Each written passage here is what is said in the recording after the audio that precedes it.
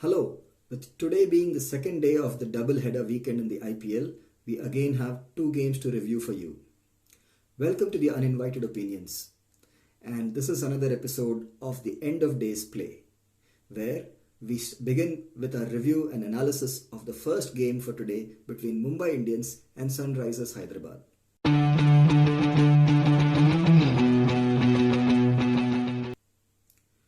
Technically, this episode will be just an uninvited opinion because my partner in crime, Suren, is unfortunately down sick. But stay tuned for the next video where I will analyze the second game between the Kings 11 Punjab and the Chennai Super Kings. So, without further ado, let's just dive into the analysis of the first game. Here's a quick look at the scorecard where Mumbai Indians won the toss and decided to bat first. In my view, I would like to sum up the observations from today's game in three broad points. First, a word on the SRH bowling. Rashid Khan is a genius. He again had a stupendous spell of 4 overs for 22 runs and a single wicket of Quinton de Kock. So he is living up to his reputation, not just as a trump card with the ball, but he is extremely good in the field. The wicket that he got was a cotton bowled where he ran halfway through the field to catch a ungainly hoik by Quinton de Kock. T. Natarajan is a rookie that we will probably hear a lot more of going forward. He is really beginning to nail those Yorkers. And there was a graphic today put up on the screen counting the number of Yorkers that each bowler has successfully managed to nail in. And it was Natarajan who was actually leading that chart with in excess of 20 Yorkers over these games. So certainly the death bowling to some extent seems to be taken care of. But then somebody had to fill the big void left by Bhuvaneshwar Kumar. And it was Siddharth Kaul who was brought in. But then he finished with tally of 4 overs for 64 runs. And that really doesn't augur well for the confidence of someone who is just coming into the team. And it also shows that they don't necessarily have another express quick or an effective swing bowler to replace Bhuvaneshwar Kumar. And then, what about the fifth bowling option? It was Abdul Samad and Kane Williamson who combined together to throw down 4 overs, which costed Sunrisers 51 runs. That brings the question, could they have played Mohammad Nabi today? Okay, now having talked about Mohammad Nabi, it's probably logical to just transition into the other discipline offered by Sunrisers today, that is their batting. Warner and Bairstow are somehow not able to recreate the magic they came together in last year's edition. It has been a solitary 50 each for Warner and Bairstow so far in this IPL. And again today it was Bairstow who started fluently but again fell for 25 runs. And also Manish Pandey coming in is probably a right choice for number 3, but he needs to really become more consistent in terms of the scores he gets. He's been getting those impressive 20s and 30s but not going on. It was sorely needed today that somebody stayed with Warner for a greater length of time, and probably Manish Pandey could have put his hand up and scored a 50 at least. And probably Kane Williamson was not the right person for once, if I may say so. We briefly alluded about not bringing in Nabi today for his bowling option that he offers. But Nabi in this playing field would have been much more effective as a stroke maker. So I believe it's got to be horses for courses. And when there are not many people in the squad to pick from, then you really have to be very clever in the choices you make. So I felt Sunrisers missed a trick by picking Williamson ahead of Nabi in today's game.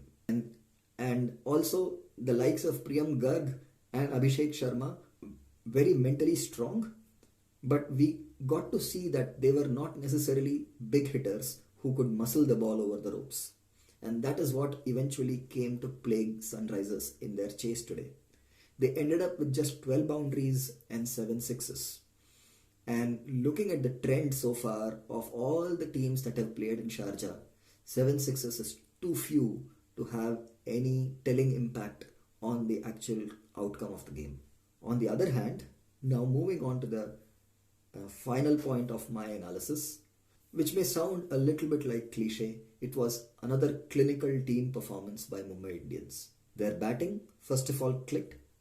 In spite of the initial loss of their captain Rohit Sharma, the runs kept flowing with Surya Kumar Yadav trying to comfort the out of sorts Quinton de Kock. And then after a quick fire 20 odd by Surya Kumar, it was de Kock who started gaining in confidence and put together a useful partnership with Ishan Kishan. After that, it was Pollard and Hardik Pandya who were trusted with the end overs hitting. And just with 4 balls left, when Hardik Pandya was bowled by Siddharth Kaul, Krunal Pandya walked out and ended up scoring 20 runs of those remaining 4 balls. So it meant that every person walking in kept the tempo going and kept chipping in with those useful 20s and 30s. When 5 or 6 of them come together in the same innings, then it ends up being a big total. And that's what Mumbai eventually ended up with, scoring 200 plus. And when it came to their bowling, it was again the pacers, Trent Boult, James Pattinson, who had a steady spell, and they had clever change of pace and slow ball bouncers and angles to play with. And then even if Jasprit Bumrah was slightly off colour, he still chipped in with useful wickets at the end. Mumbai Indians wanted to hide Rahul Chahar because of the small field in Sharjah, and they had no problem covering up for his overs with Kieron Pollard coming in and Krunal Pandya bowling those darts with round arm action and with wide of the off stump, very intelligent angles that completely strangled Sunrisers. Mumbai was always on top of things. So, needless to say, Mumbai looked very well oiled, and all of their disciplines seem to be taken care of now.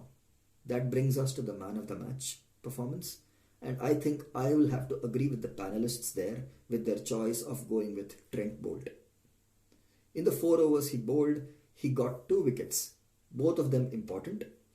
Johnny Bairstow first, and then his Kiwi captain Kane Williamson. That's going to please him a lot. Now, coming up to the fun fact of the day, I observed today both the captains, David Warner and Rohit Sharma, wearing floppy hats on top of their caps. And this is not the first time I've seen. And I wondered, why is that? And then I realized when one of the commentators alluded to this, that the umpires are not allowed to hold the caps of the bowlers. And therefore, somebody else from the fielding side will have to take care of the of minding the cap or the hat. So that's an interesting observation from today's game. That brings us to the end of the first episode. Do stay tuned for the next one, where we analyze the next game between the Kings 11 Punjab and the Chennai Super Kings. If you like this video, do like and share it with your friends and subscribe to our channel. And until the next video, stay tuned, take care, and stay safe.